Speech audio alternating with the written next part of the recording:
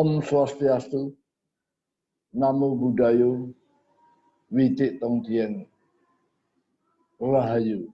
Assalamualaikum warahmatullahi wabarakatuh. Shalom alaikum.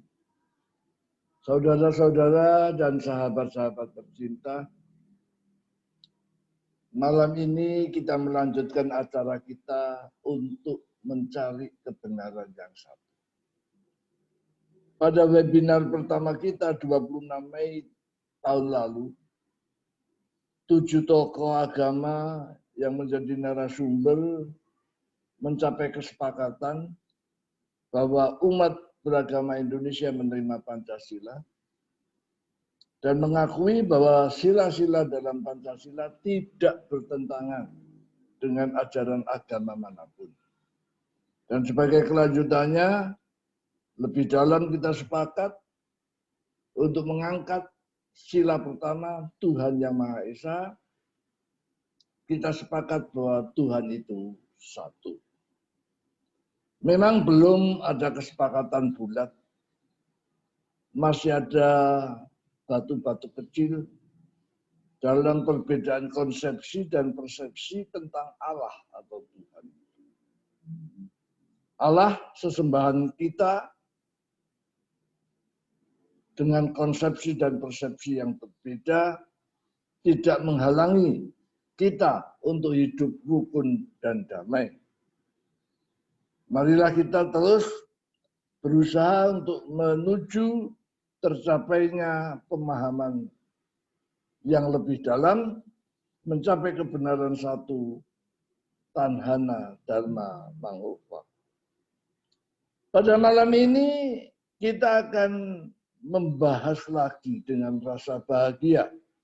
Kita bisa berjumpa seminggu dengan tema siapakah Allah kita. Allah atau sesembahan adalah pusat penyembahan, peribadatan, dan pengharapan umat beragama. Allah adalah sesembahan yang dihormati dan dipuja, dimuliakan, ditaati sepenuh hati sebagai satu sumber kekuatan dan harapan umat beragama. Tentu saja umat beragama mempunyai panutan atau pemimpin yang menuntun kita untuk mencapai kedewasaan dan pemahaman. Kita sudah memahami perbedaan kata Allah dan Tuhan dalam webinar yang lalu. Saya ulang sedikit, Allah adalah sesembahan, El atau Elohim dalam bahasa Ibrani, Theos dalam bahasa Greka, Theos atau Dei dalam bahasa Latin, atau Sang Hyang dalam bahasa Hindu. Bahasa Inggris menyebutnya God. Sementara guru atau panutan yang kita ikuti sebagai pemimpin di dunia ini, kita sebut Rabi atau Tuan atau Kanjeng atau Gusti atau sebutan lain yang intinya adalah panutan yang kita ikuti. Nah, dari pengertian itu kita bisa mengerti perbedaan antara Allah yang kita sembah dan panutan yang kita ikuti. Ini penting sekali untuk menjawab siapakah Allah kita supaya kita tidak kabur. Ada beberapa masalah yang ingin kita bahas malam ini sebelum teman-teman dan sahabat-sahabat memberikan komentar. Yang pertama, memahami Tuhan kita satu. Dalam kesepakatan webinar yang kita adakan, kita menyatakan Tuhan itu satu, des. Maka kesimpulannya, kebenarannya juga satu. Dan kemanusiaannya juga satu. Jadi, kalau kesadaran ini kita pupuk dan kita kembangkan, pastilah kita akan menuju titik di mana kita saling memahami, menuju kebajikan dan kebenaran yang satu itu.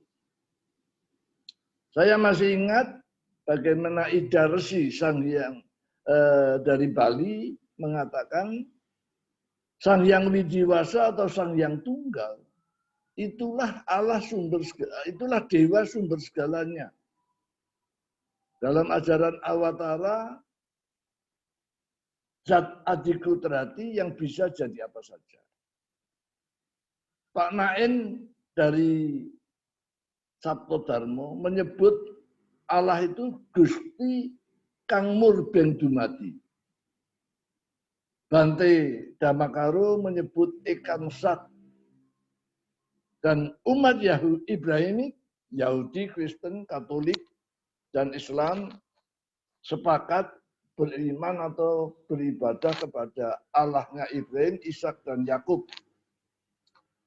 Tertulis dalam Ulangan 6 ayat 4, Markus 12 ayat 29, Ali Imran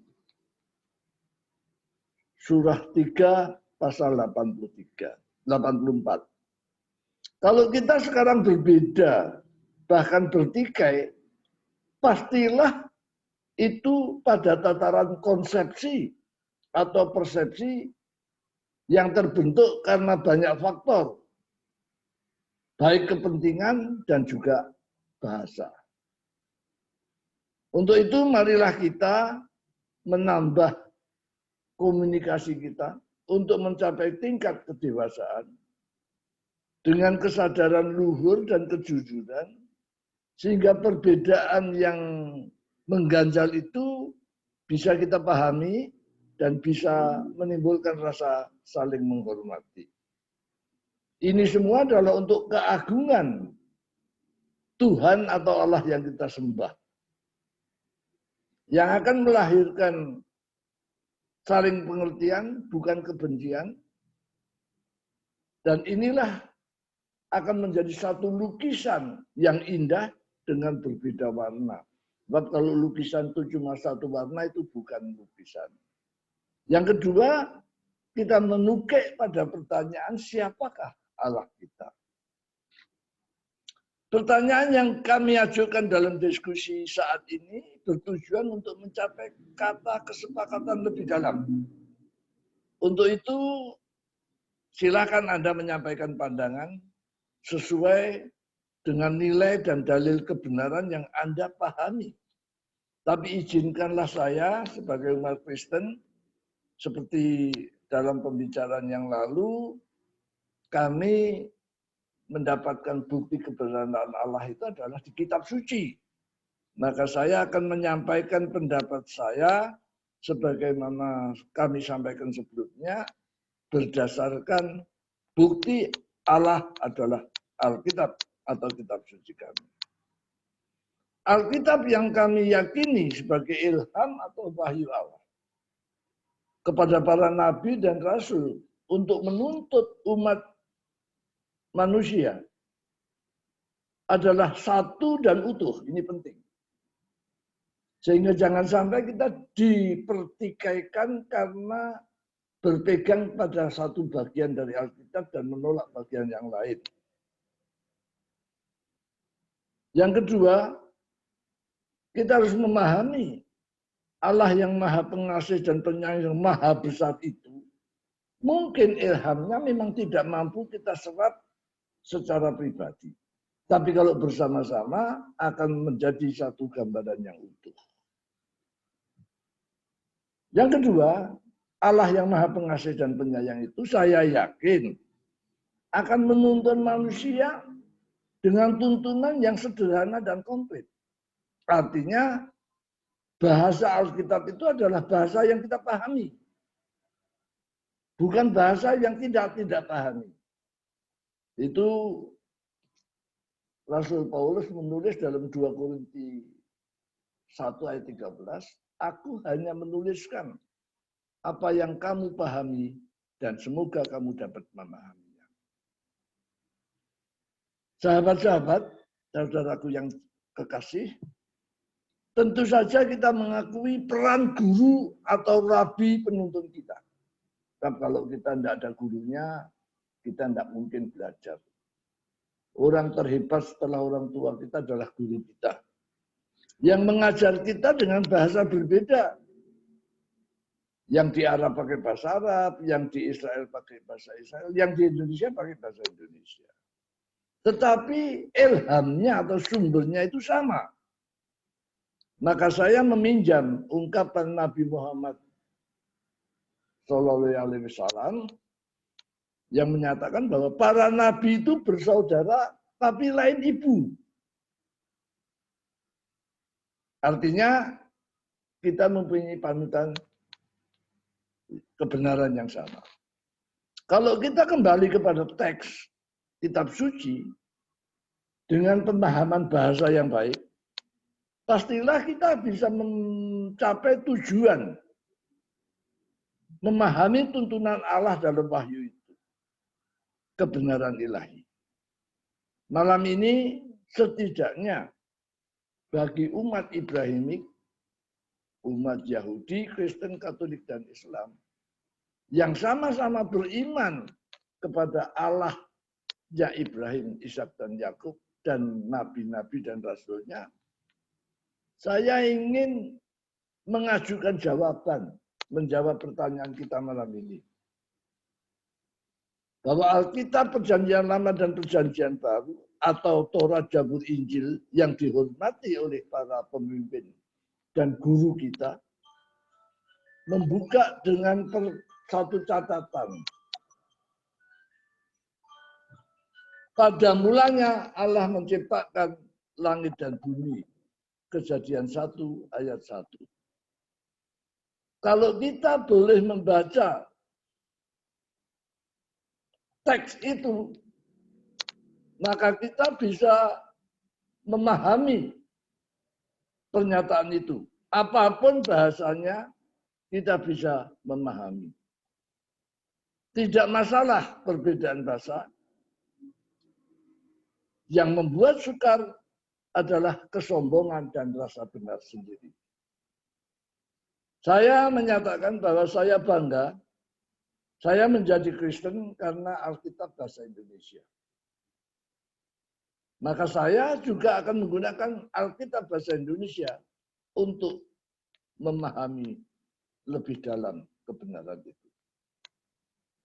Marilah kita pahami ayat pembuka itu dengan sederhana dan sejujurnya. Bagaimana cara kita belajar membaca kitab suci? Saya ingin memilih kutipan dari seorang rabi Yahudi yang menulis buku Zohar. Cara belajar kitab suci yang baik, dia mengatakan, the fundamental rule laid down by the author of the Zohar was that it was a duty to question everything in the Bible. Why? The Zohar recognized that the religious authority can be abusive and stretch beyond its permissible boundaries. This can come out only when religious inquiry, a stiff and ignorant Florensis. Zohar jilid 1 halaman 23. Dikatakan bahwa adalah kewajiban bagi para pembaca kitab suci untuk mempertanyakan tiap hal dalam ayat-ayat itu dengan sungguh-sungguh. Mengapa? Karena terbukti bahwa banyak penguasa-penguasa agama terbukti telah menyimpang dan bertindak di luar batas-batas yang harus mereka kendalikan. Mari kita membahas ayat itu. Pada mulanya Allah menciptakan langit dan bumi. Maka saya menggunakan metode itu bertanya, siapakah Allah kita? Kalau sistem wartatan, who? Anda boleh menjawab siapa dia. Tapi dari teks itu, maka saya mencoba memberikan pandangan yang sederhana. Allah kita adalah Allah yang menciptakan langit dan bumi. Itu menurut Alkitab atau kitab suci Ibrahim. Tapi kalau saya mengingat kata-kata Pak Naim dari penghayat, siapa Allah kita? Kira-kira dia akan menjawab seperti yang dulu. Gusti Kang Murbeng Dumadi. Tuhan yang menciptakan kehidupan. Ini Anda boleh menjawab itu, tapi kalimatnya pada mulanya Allah menciptakan langit dan bumi. Kalau Anda ditanya siapa Allah kita, maka saya akan menjawab Allah kita adalah Allah yang menciptakan langit dan bumi. Pertanyaan kedua, kapan itu terjadi? Who, when? Ini cara wartawan. Maka kalau saya membaca teks itu, saya menjawab pada mulanya. Itulah pekerjaan pertama yang dilakukan Allah sebelum pekerjaan yang lain. Kalau bahasa Jawa mengutip kata lain, mulo bukaning. Bahasa Inggris, in the beginning. Pada awalnya. Apa artinya? Saya berpendapat, artinya itulah pekerjaan Allah yang pertama sebelum mengerjakan yang lain. Kalau huruf itulah alfa. Pertanyaan ketiga, dengan siapa dia melakukannya? Ini penting.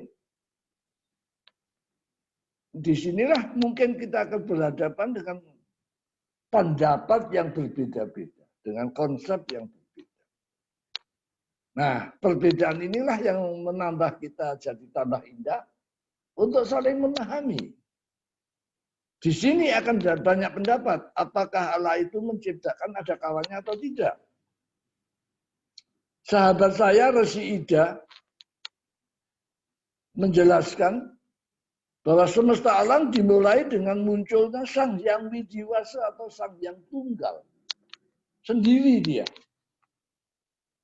Kemudian dia memperanakkan anaknya yang namanya Sang Hyang Wenang yang berkuasa. Dan kemudian Sang Hyang Wenang itu menciptakan atau melahirkan banyak dewa-dewa dengan tugas masing-masing menjaga semesta alam. Jadi nampaknya sahabat saya Ida Warsi itu juga sungguh-sungguh mengatakan Tuhan itu satu. Karena Sang Hyang Tunggal itu satu. Dari banyak dewa itu Sang Hyang Widiwasa kemudian anak-anaknya mengatur supaya tidak ramai, tidak berantakan, maka dipimpin 3 Mahadewa. Yaitu Brahma, Siwa, dan Wisnu. Ini yang dikatakan Ida Resi. Nah, bagaimana dengan kita, umat Ibrani? Kristen, Islam, Katolik, Yahudi.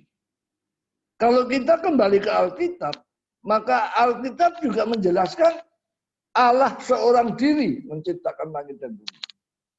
Yesaya 44 ayat 24, pasal 45 ayat 5, Markus 12 ayat 29, dan teman-teman Muslim mengatakan Al-Ikhlas 112 ayat 1. Qul huwallahu ahad. Bagaimana pendapat Anda? Monggo. Ini adalah tempat kita berdiskusi untuk mencari kesepakatan.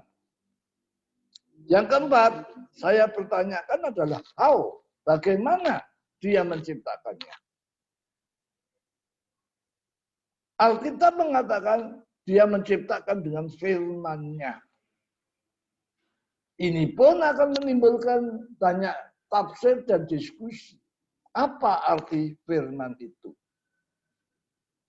Teman Muslim mengatakan firman itu ya kalimatullah. Bagaimana Allah menciptakan? Dia mengatakan kun fayakun. Allah berfirman, jadilah. Dalam Alkitab juga berkata Allah berfirman, jadilah. Itu dalam Mazmur 33 ayat 6 dan Kejadian 1 ayat 3. Berfirmanlah Allah, jadilah terang, terang pun jadi. Inilah yang oleh para ahli, karena Allah Maha Kuasa, disebut creation ex nihilo. Menciptakan dari tidak ada kepada ada. Kemampuan ini hanya dimiliki Allah menurut kita. Yang lain sudah disediakan oleh Allah. Yang lain siapapun dia menciptakan dari ada kepada ada. Manusia pun pencipta.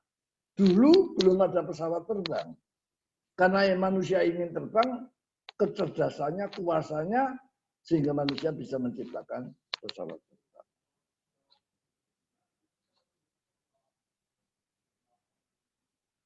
Tentang firman-Nya, konsepnya itu banyak. Satu contoh, orang-orang Yunani berpendapat bahwa firman atau logos itu dikatakan bukan dewa, bukan manusia.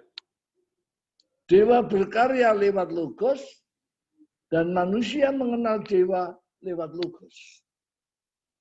Sehingga kalau ada pertolongan dewa kepada manusia, muncullah demigod atau manusia Allah seperti Hercules, Achilles, Sena, dan sebagainya. Nah, dengan demikian mari kita pahami kalau ada orang yang berbeda pendapat dengan kita, ada yang mengatakan firman itu adalah kalimatullah, ucapan Allah, ada yang mengatakan firman itulah pribadi lain dari Allah, itu kita pahami saja. Dan itu tidak boleh mengurangi rasa hormat dan persahabatan kita. Nah, terakhir sebelum saya serahkan pada saudara-saudara adalah siapakah nama Allah? Banyak orang menyebut nama Allah dengan sebutannya. Bangsa-bangsa menamai Allahnya. Maka kita tidak heran banyak sekali nama dewa, Allah atau sesembahan yang kita kenal dalam pergaulan kita. Nah, apakah Alkitab atau kitab suci Ibrani itu juga menyebutkan namanya? Maka Alkitab mengatakan Allah diperkenalkan namanya ketika malaikat berhadapan dengan Musa dan Musa bertanya, siapa Allah itu? Maka jawabnya, aku adalah aku, Hayah Esed Hayah. Disingkat menjadi 4 huruf, YHWH. Banyak yang orang membaca dengan cara membaca yang berbeda, tidak masalah. Karena 4 konsonan ini memang tidak ada bacaan bakunya. Oleh karena itu, sering-sering kita bisa mendengar itu disebut Jehovah, Yahweh, atau yang lain. Tetapi ada satu catatan yang menarik, supaya kita lebih paham, saling mengenal. Karena orang Yahudi merasa bersalah mempermainkan atau menajiskan nama Allah, Yahweh tadi, maka imam-imam Yahudi pada tahun 300-an sebelum Masehi melarang nama itu disebut